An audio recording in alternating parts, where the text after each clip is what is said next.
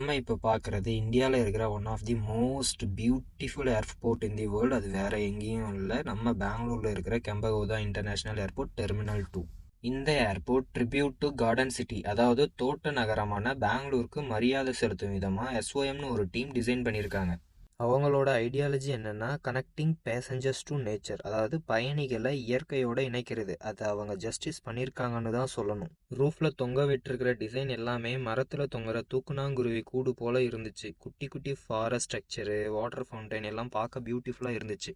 இந்த ஏர்போர்ட் யுனெஸ்கோவால் Prix Versailles 2023 award கொடுத்து ரெகனைஸ் பண்ணியிருக்காங்க. இது இன்டர்நேஷ்னல் ஏர்போர்ட்டாக இருந்தாலும் air India express domestic flights terminal 2ல் இருந்தால் இப்போதைக்கு ஆப்ரேட் பண்ணுறாங்க.